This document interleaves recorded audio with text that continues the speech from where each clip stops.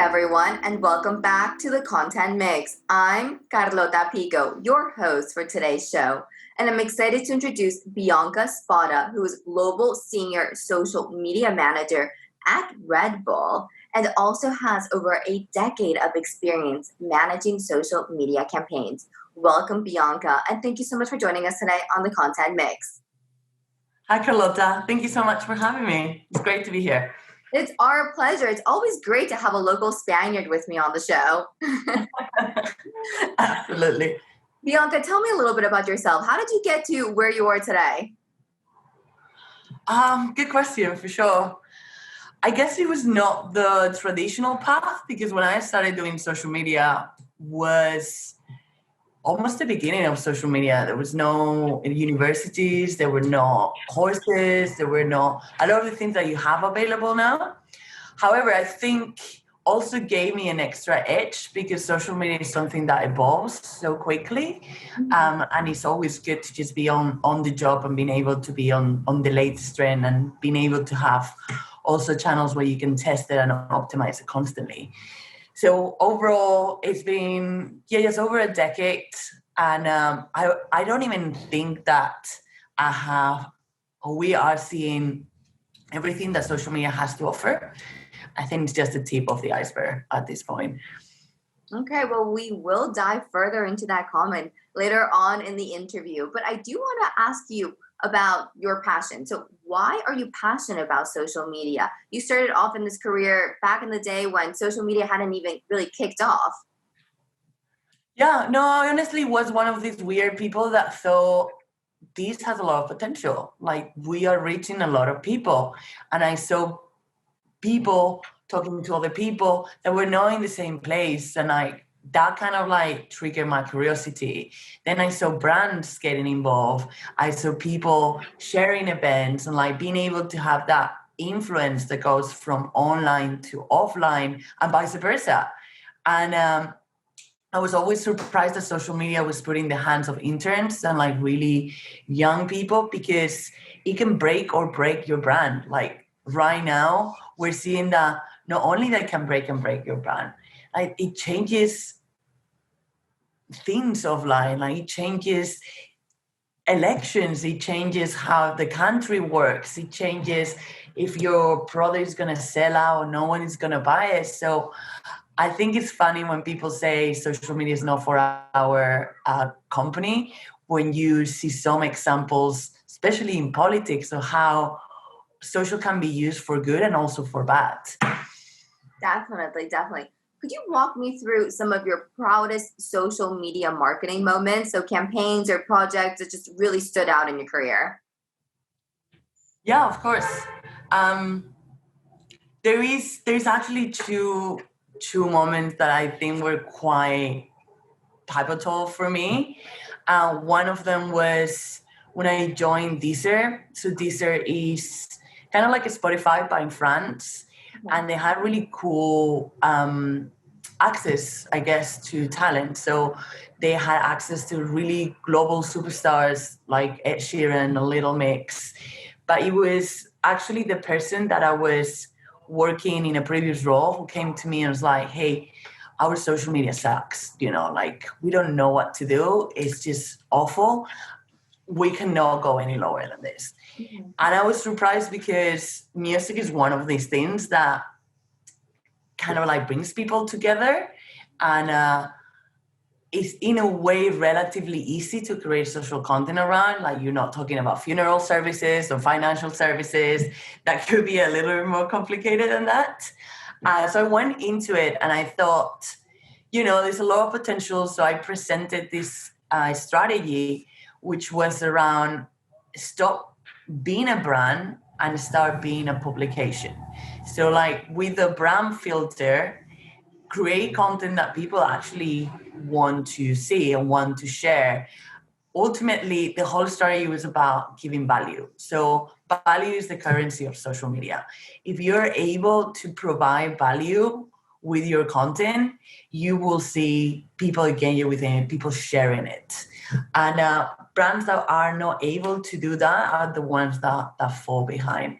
And there's so many different ways that you can provide value, from like you can focus on giving information, education, inspiring content, aspiring content. Like there's so many different ways, but ultimately you need to keep in the back of your head that value is what matters on social media.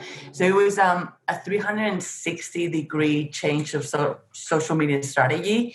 We went from just posting a link about artist or a playlist to create video content, and that's when also video was really taking off on social media. Mm-hmm. And we kind of like had these editorial meetings. I come from like a magazine background, so I run it as a magazine. Like I got the whole team together and we went day by day. What can we talk about? What's happening offline that we can bring online? Is Justin Bieber's birthday, for example? Like, right, what kind of angle we can work with here? So 10 things you didn't know about Justin Bieber, or like 10 songs that you didn't know Justin Bieber co-wrote. Or it could be like we did so many videos and they were like, some of them were really cool and they were shared 100 times. It went completely viral. Like it was rock and roll day and we created a video called 5 rock songs that change history, and people loved that one because we actually got really geeky and we went into every song and like tried to actually find that information that will make your content go the extra mile. So it was funny because through that time when I arrived, social media was the last team that was involved in any campaign. Like unfortunately it was kind of like the end of the chain. This is the content, this is what you have to do, post it. And by the end of it, the whole strategy was around giving value and actually creating a media house almost, where like we could go up to Universal or Sony or an artist and be like, this is the reach that we have. You want to work with us. This is organic. Like we can even like get more if we put pay behind. And the change also in the team, it went from being quite shy to like have this really expertise, but also being very proud of like who they were and what they were doing. And they all went to do really cool things, which is really awesome. I also went on to do really cool things because it was Red Bull who got hold on of what I was doing there. And they're like, we need someone to do the same across our culture and music properties. So that's how I ended up at Red Bull. And I guess my second proudest moment was at Red Bull. And it was a time that we had a world final. World finals are like 3 days and it's non-stop work because we do all sorts of content. This one was in Mumbai and it was for Red Bull BC1, which is a breaking project. There was a lot of B-boys and B-girls, lots of them doing amazing breaking things. And there was one of the kind of like competitions, which is power moves, which is these really super impressive moves that people can only do breaking. And it was the programming team who came with the dance marketing teams. Like, we think these 2 people are going to get to the final and they are really impressive. They have really impressive moves. And we need to have the rights cover. So a lot of the songs, if we don't have the rights, we can't really publish it on social media. So we spoke to the DJ and we spoke with the Indian team who were the hosts for the event and said, can we have this sort of music for the final? It turns out to be those 2 people in the final, and they did this amazing battle. It was 5 minutes long. And just before it started, there was no one to film. There was literally no one. Everyone was busy. So one of the social media managers like, I have my camera here and it's not even like a super professional camera. I was like, let's go, let's do it. So we film it. We like kind of like push people around, film it right from the center. And there was one moment where like the guy flips in front of the other one. And you could see that people were going in, really emotional moment. So we film it. At the moment he finished, I took the poor guy and was like, we're editing this thing and we're publishing on all the channels in the next 5 minutes. And out of those 5 minutes, what we always do is start with a hook. So hook 3 seconds where you really grab the attention of the user, and we pick that moment where the guy's flipping. Really impressive moment. We edited. 5 minutes is really long time for a social piece of content nowadays, but I will say it's long, but as long as like you providing value, you can have an hour long, and will still people have watching it. We edited with that moment at the beginning, and we saw the numbers going up, up, up, up, up, up. The head of dance games like, what you reckon, 1-2 million views? And I was like, no, this is gonna be at least 10 to 15 million views.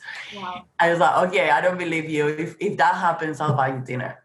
So that piece of content reached 10 million, reached 15 million, reached 25 million, reached 50 million, and it's today at like 75 million views, something like that. Pretty impressive. Wow. And I never got the dinner. Never got the dinner. You know what? You should definitely get back in contact with your boss and say, you know what, you owe me a dinner. What an impressive campaign, Bianca. I was actually on your LinkedIn profile snooping around before our interview, and I saw that campaign actually helped grow your channels, grow Red Bull's channels by almost 400%, right? Yeah, we did so many amazing campaigns, and it was all around providing value and inspiring customers with our content. That campaign specifically, for me, is one of my proudest moments, because it was not something that we just did as a social media team. It had the insight from the programming and the marketing team. It had the help from the Indian team. Like, it was truly a teamwork. Like, even we didn't have a video editor at the time. We just filmed with a very normal camera. It just also shows that you don't need to spend millions on having the most expensive equipment. If you have a story to tell, if you have something that you think is going to provide that value to people, that's everything that you need to create something that can go viral. Okay, excellent. I do want to zoom into organic content as well, because there are plenty of brands out there that just don't have the budget to put behind paid advertisement on social. Do you have other tips and tricks for companies who want to drive organic growth to their channels? Yeah, I mean, like, I am actually not the biggest fan of pay itself. I think my expertise is definitely in organic, even though, at times it's also important to know when to put pay behind. But there are actually several companies out there that just build complete empires on organic reach. And the way that they do it is through insights. So they see where is the gap in the market. There is this channel called Twisted, or even like BuzzFeed Food. But it's interesting because Twisted doesn't really have any major investment. It started in a kitchen in, I think it was south of London. And it was a guy coming out with recipes that he wanted to eat himself. And he had a couple of cameras, and he was doing all his stuff. And the recipes started getting bigger and better, more equipment. But it was all born from that one idea that they wanted to bring that skill to people and say, it's not only chefs that can cook. You can cook at home and you can do crazy recipes. We are doing it right here, and we're going to give you the tools to do it too. And from there, it grew into a channel that has millions of followers now, but also they have several cooking books. They have even like cooking wear that they sell online and offline. And it started from that one insight that we know people wanna cook, but they're overwhelmed sometimes by seeing chefs on TV or like seeing overcomplicated dishes. We're gonna strip it down. We're gonna start from scratch. We want to show you how to do a monster burger, or we're gonna teach you how to do a lasagna with the most amazing sauce and layers, and we're gonna show you in like 2 minutes, because it doesn't take a genius to do it. And I see a lot of people sharing, a lot of people also giving ideas, and the team is very good at reacting to that. So they read through comments, they also put out questions, what you guys want to see in the next episode. So starting from an insight, but also taking into consideration that you're building a community and it should be a two-way conversation. So don't be afraid to ask what people want to see there. And then start small, build it, as you see fits best. I wouldn't go full on anything because it's all about testing as well. I think part of the success of Twister is how they film the recipes as well. It's very simple, it's very easy. It has subtitles, they have like overlays with like what you need, how much quantity and things like that. And they also have this guy behind the channel who has appeared lately. In the beginning, you couldn't see him, but he has really a nice personality and he explains the recipes. Also, they managed to create different formats. So they started with the recipe itself, and now you go behind the scenes and you meet the people, or they go to different places and it shows you what to eat. It's like starting slow but from an inside and then building it from there. Okay, but there's also a factor of luck in that, right?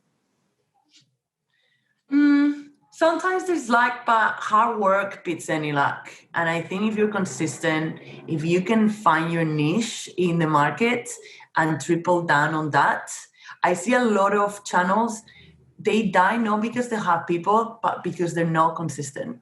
And like they don't engage with the community. They invest too much at the beginning. I think you need to start slow and then kind of like skate in slowly, and always keep in mind that it's not just about you. Like you are in a social platform, so be social.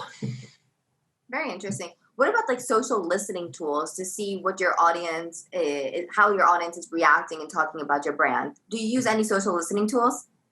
Yeah, 100%. I think that's really important. We do testing every month, every single month.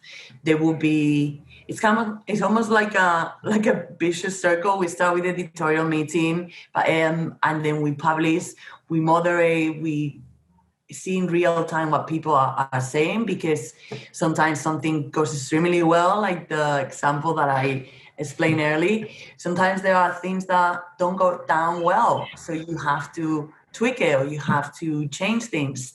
And overall, at the end of the month, we see the things that we tested, if they worked, they didn't work. We see also best performing posts, worst performing posts, and then we try to kind of like get patterns out of that, like, well, this worked really well, let's do 2 more of these, or let's do 10 more of these.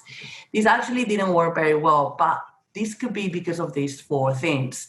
And then you're like, okay, well, let's test it again next month, because we have different environment, different context that goes with it. And you kind of like slowly kind of like tweak it to understand what the community likes and enjoys, and you introduce new things based on insights, and that's how the channels grow. Also, the algorithm changes constantly, so you need to be really on top of it. Also, the fact that there's a lot of new features being introduced, Instagram Reels being the latest one of those. Instagram loves it when you start using something that they roll out, and they kind of like pay you back by giving you additional organic reach. So if your goal is to grow your channel, depending on what platform you are, make sure that you're using the latest features. Check out other accounts and how they're using it and how you can leverage them. If you have hashtags on that platform, have a strategy for hashtags to increase visibility, how you can get in a space where you get more eyeballs on your content. On Instagram, that will be the explore page. On Twitter and TikTok will be the for you page. So there's all these like different ways where organically you can definitely still build something. There's also places where now is more pay to play, Facebook being one of them. And it's a lot harder than it was 5 years ago to build the kind of empires that they were built on organic reach. But that doesn't mean it's impossible. It definitely takes more time and more effort. But again, if you have the insights and the consistency, and you produce good content and you tweak it with the feedback of the community, there is a huge opportunity for anyone that wants to get into social. Okay, Bianca, those are fantastic tips. How do you get your senior management to buy into your ideas? Good question. Yeah, sometimes it could be just as easy as just showing numbers. Like, this is what we're seeing. This is the back that we're backing out with the numbers. We can run a test. So like, always give an option, because what I notice is that sometimes people don't fully understand social media, and that could be overwhelming as well. So learning how to strip down any jargon that you have for social media. Like, at the end of the day, sometimes people are not interested in knowing how many likes are you going to get, or like, they are more interested in how are these likes going to help me as a company. So go back to the business goals and understand that. So to give you an example, when I first started at Red Bull, there was an Instagram channel called Red Bull Dance Connect. And then Dance Connect was a new YouTube channel where they will teach you how to improve your dance. And you have tutorials with really cool teachers. And that was promoted through an Instagram account. And I looked at it and I saw it was not as engaged as other channels across the Red Bull network. And I was looking into the user behavior and trying to put myself in the user shoes. And one thing that I realized is that if I was one of these people that wanted to learn how to dance, it would be hard for me to try to replicate a dance move if I see an Instagram post, because most of the activity happens on your mobile, you're holding the phone. At the same time, you need to kind of replicate what they're teaching you. Instagram is a platform where people tend to go when they have 10, 15 minutes spare and they just want to be entertained with something quick. Well, like, YouTube was really the platform to spend more time. You can even like plug your YouTube account into your TV so you have a bigger screen to see what's going on. So then I suggested to the team, why don't we just change this channel? Instead of Dance Connect, it's called Red Bull Dance. We have all our amazing dancers and it's all inspirational content where we show them what they can become, and then integrate it with a couple of short videos just to drive traffic. And those short, tiny videos will be just like a quick 10, 15 second. We also get a visual effect designer to create different effects on it to grab the attention of the person. So from having a really slow growth, I presented this idea and I was like, we can test it for 6 months. If it doesn't work, we'll rebrand the channel, go back to what it was before. But I do think we have a really good opportunity and it will be a shame just not to test it. Yeah. So we tested and it turns out that the growth was like 4 or 5 times quicker because we understood how the people were consuming content. So we still were driving people to YouTube, but we were giving that inspiration as well. I mean, like 3 or 4 videos of inspiration and then like dropping, here's how you can learn how to dance like Kyoka, or how you can dance like Diablo, and all these amazing dancers that we have on our roster. Okay, very interesting. So you put yourself in the shoes of your managers. So you were able to, you talked to them in a way that they were able to understand the language that you were speaking. And then you also put yourself in the shoes of your audience and thought about how they were consuming your content. Exactly. Okay, excellent.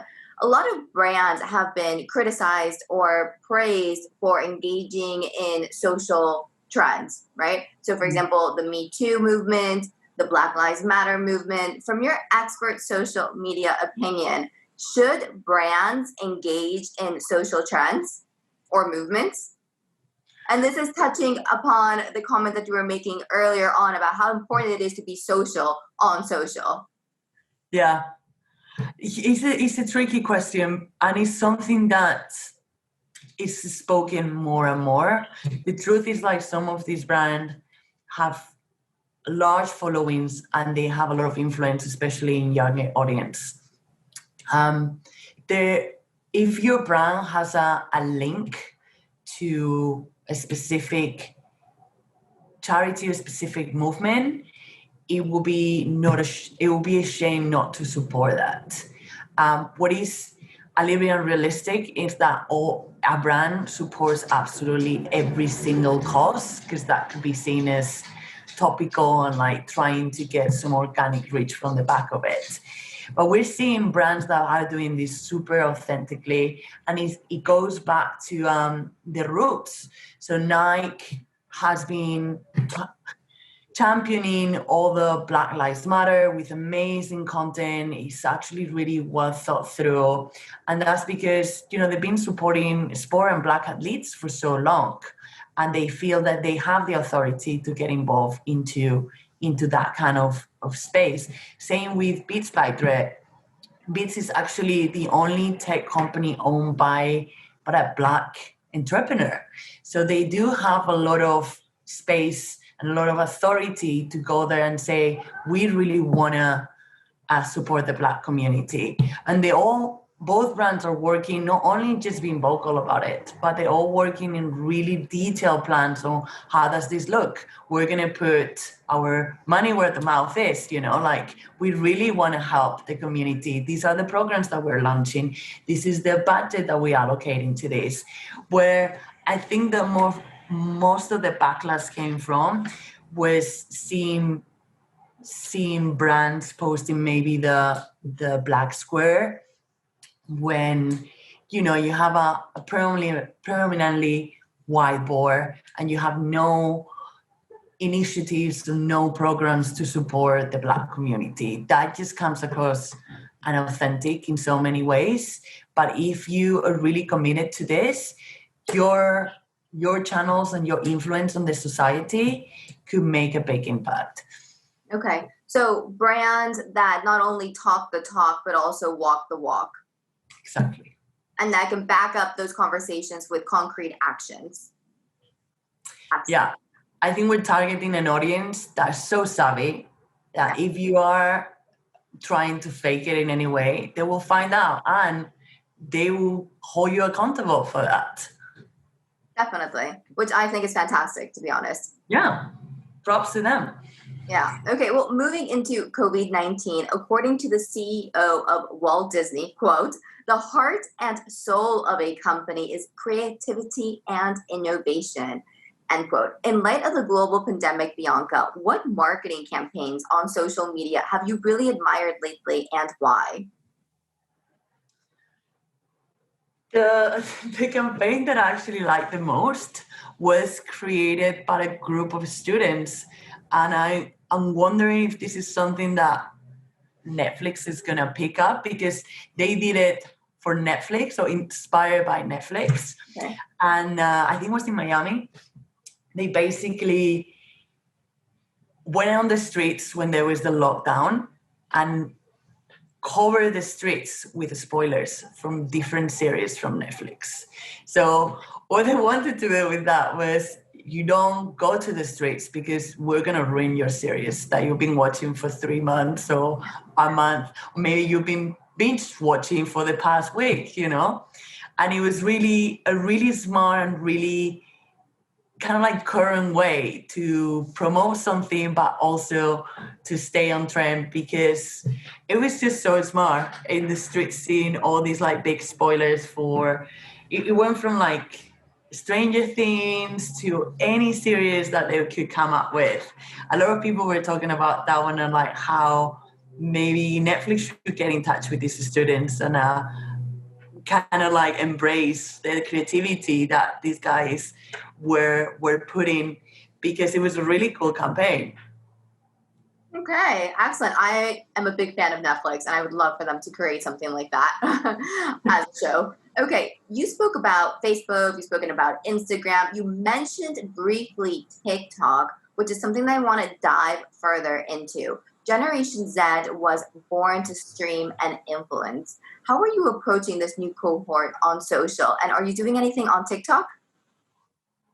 Yeah, we have several channels on TikTok and they're doing so well, extremely well. I reckon they're the fastest growing channels at the moment.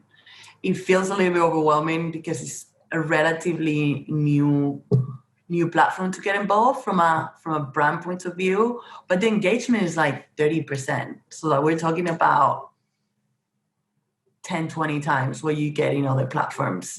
And what is also interesting is the algorithm that TikTok has. So you don't necessarily need to have a major following in order to go viral, because it's all based on content. If people are watching your content, especially if they're watching all the way to the end, it's going to be pushed to more people. And if those people do the same thing, they watch it, they engage, they watch until the end, it will unlock a new layer of people watching it. So you see overnight success from like people not only dancing. I know dance is a big part of TikTok, but nowadays you see a lot more people getting involved, from like recipes to fitness to like comedians. You can find all sorts of things. I'm guilty of going down the rabbit hole on TikTok. I like all of a sudden 40 minutes fly, and you didn't realize, because it's such an interesting and engaging content. On average, by the way, people spend like an hour on that platform. Wow.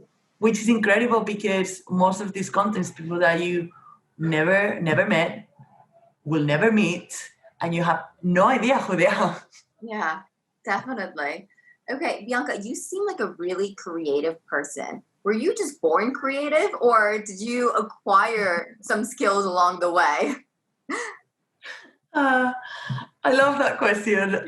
I don't know. I guess I come from a family that relatively creative. Painting. My grandmother was a poet in Mallorca. My sister is an architect, and she's really good at drawing. My dad draws, he designs also Yuri. It's always good to be surrounded by creativity. I always went to painting lessons, which at the time I not always loved, because it was on Friday night and I was already like 16 and I just wanted to hang out with the boys and my friends, but I was there painting all evening. And yeah, no, it's a really good question. I never thought about it. I feel like it has evolved in the last few years, and social media it gave me a space to just go crazy and like try things. Like ultimately, I think I'm a very curious person, and combined with the creativity, I think it's a good mix, because I just need to get to why things work like that, why this video went viral, what can we do to stimulate things. But yeah, it's a good question for sure. I'm not sure if I replied to it properly, but this is what I can offer so far. We'll have to do a follow-up podcast. Zoom further into you as a human being and what makes you you. Okay, companies are expected to spend 120 billion US dollars on marketing by 2021 alone. So that's what, like 4 months from now. And obviously a big chunk of this will be spent on digital marketing and on social media. Can you foresee any trends by 2021 on social media? What do you think the next year is going to look like? This is one of the questions that I hate the most, because social media just moves so quickly and it's so hard to make any futuristic kind of like put it out there. But things that I'm seeing right now are obviously Gen Z is demanding brands to be more vocal about injustice, and I would like to see where that takes you, because as we were talking earlier, it's just not enough that you do a sport clothes. Like you need to be in the culture to be able to target this audience properly. I was reading reports, and like Gen Z is one of the first generations that it does make a difference if you're doing something for the community. And I'm not talking really like, oh, we're gonna plant 30 trees if you buy this product instead of the other one, but like making an effort, providing even options. So like providing an option for milk that doesn't come from an animal. So, you have oat milk, you have rice milk, soya milk, having that option to make a choice that is good for you, but also for the community, is something that I can see them appreciating a lot and like getting more involved with that. The other trend that I see a lot is shopping on social media. It's becoming quite big. There's a lot of new features that the platforms are releasing to make that a lot easier. I even heard that a platform like Instagram is looking into maybe being able to integrate your card details into the platform. So it will be as easy as few clicks away from that t-shirt that you saw on an Instagrammer that you think will be great on YouTube. Wow. Okay. It seems like Amazon might be facing some competition in the near future. Yeah. Okay. Well, on that note, let's move into our set of rapid fire questions, which are basically your recommendations for our audience. To get this section started off, I'd like to ask you about your source of inspiration. So who do you admire? A professional role model or an influencer? I really admire Alexandra Cortez Ocasio. I think that's the full name. I think she really embodies what the new generation was screaming for. She comes from very humble beginnings. She's very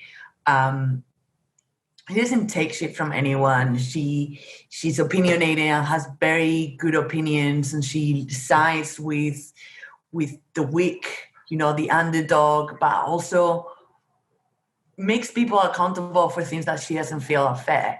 And it's such a nice thing to see in the current political environment, especially in America.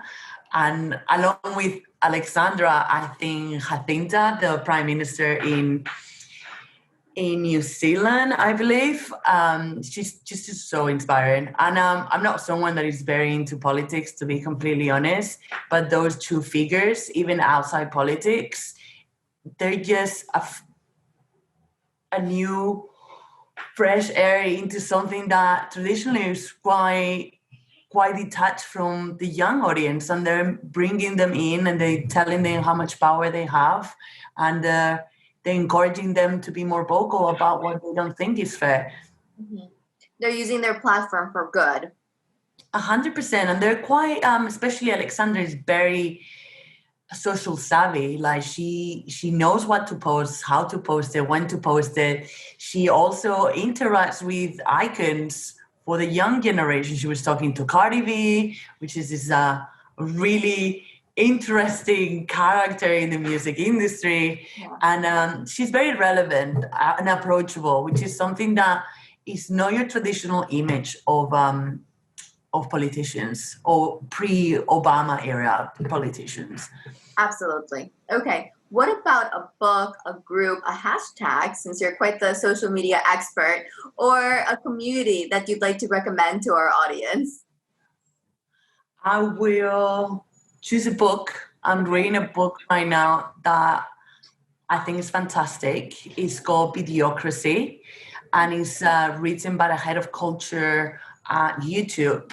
And it talks about YouTube right from the beginning, like the history, how it shaped, because it was initially a video platform to find a potential partner for life, and how it was the community that shaped the ultimate objectives of the platform. And it goes into different trends and different videos that have really taken off on YouTube and why they have taken off and the behavior behind trends taking off. And it's written in a manner which is super interesting, really topical, really relevant to anyone that is either in social media or wants to get into social media. No way. So YouTube started off as a dating website? Yeah. I didn't know that. Mind blown, isn't it? Yeah, wow. Learn something new every day. Okay. And to finish up this interview, what's your favorite tool or app at the moment? I know when you asked me first a couple of weeks ago, I said Pokemon Go because I was in this kind of like craze. I could not get enough Pokemons. And Salzburg is very good for Pokemons if anyone is into it. It's not my favorite. I have managed to get over my addiction now, but I find it really interesting being one of the most famous, probably, and more iconic apps integrating augmented reality with your phone technology, and how like you have to get money in order to exchange it for different tools, and then you develop Pokemons and all these things that grown-ass people like me can get obsessed.